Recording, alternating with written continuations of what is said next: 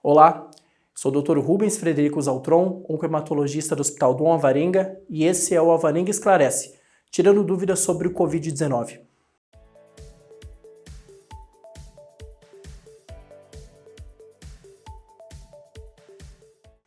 Hoje nós vamos falar um pouco sobre a trombose e o tromboembolismo no contexto do novo coronavírus. Como sabemos, o novo coronavírus, conhecido como Covid-19, vem atingindo vários países, especialmente o Brasil, nos últimos meses.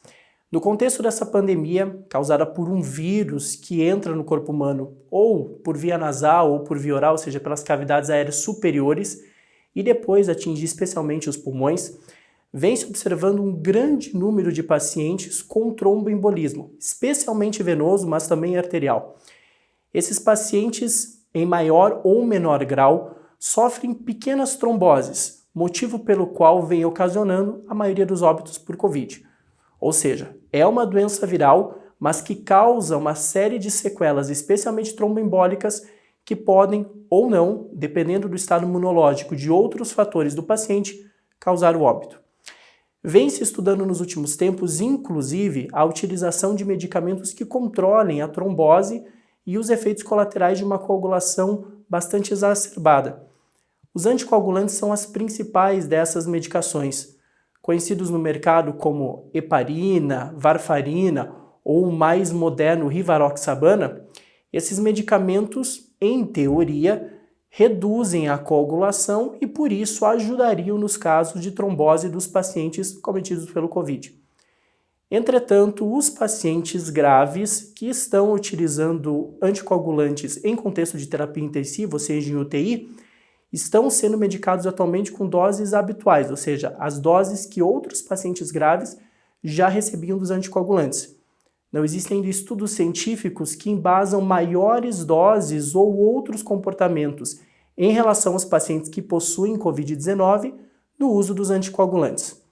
O uso de AS, clopidogrel ou outras medicações comumente utilizadas em alguns casos onde as plaquetas estão muito ativadas, que ajudam no final do processo em aumento do risco de trombose, não está sendo estudado para o Covid. Outra dúvida frequente, não apenas no risco ou benefício que os anticoagulantes podem ter para o Covid, é também sobre quais medicações cada paciente pode ou não usar. A clássica varfarina, uma medicação já antiga e muito eficaz, pode ser utilizada pela grande maioria dos pacientes com algum controle importante de alguns exames de sangue, como o tempo de protrombina, conhecido TP ou INR. Já as medicações mais novas, como o rivaroxabana, podem ser utilizadas também por muitos pacientes, mas há de se atentar para a função renal, que deve ser, se não adequada, o mais próximo disso possível. Pesam na balança também na hora da prescrição de um anticoagulante os riscos de sangramento de cada paciente, como este se comporta com seus medicamentos, a polifarmácia, e também, uma vez havendo risco de sangramento, os possíveis antídotos que podem ser utilizados durante um evento não programado. Vale lembrar que pacientes que usam varfarina têm à disposição, em praticamente todos os serviços de saúde, medicamentos que controlam o efeito deletério em excesso da droga, diferente da rivaroxabana e dos novos anticoagulantes. Na verdade, não há qualquer comprovação científica que o uso de anticoagulantes ou antiagregantes plaquetários, como o AS e o clopidogrel, reduza a chance da infecção de um indivíduo pelo Covid-19. Também não existe uma comprovação de que, uma vez acometidos, esses pacientes vão ter um melhor desfecho que os outros.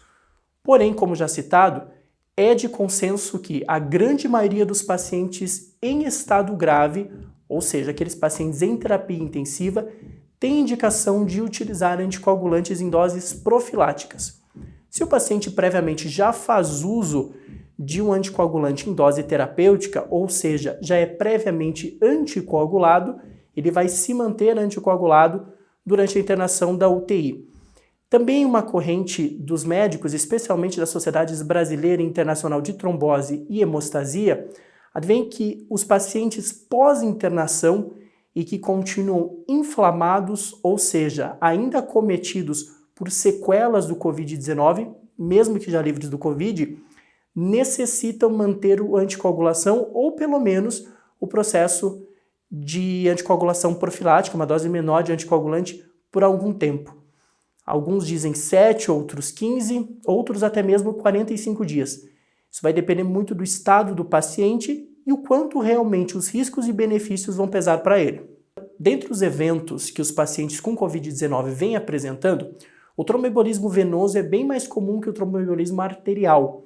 Ou seja, os pacientes que até agora apresentaram infarto, por exemplo, que é uma trombose de vasos arteriais, de artérias, são basicamente poucos se comparados àqueles que apresentaram tromboembolismo venoso, especialmente na forma de tromboembolismo pulmonar. Entretanto, pacientes que já previamente fazem uso de medicações para uma cardiopatia isquêmica, ou seja, já tiveram infarto, uma dor no peito anginosa, têm o seu cuidado redobrado no caso de, uma vez infectado por Covid, desenvolverem quadro mais grave da doença. Não significa que uma pessoa que teve infarto ou uma pessoa que tem algum problema cardíaco vai necessariamente desenvolver um quadro mais grave de Covid. Mas uma vez desenvolvendo, sim, esse paciente exige mais cuidados pela comorbidade que ele possui.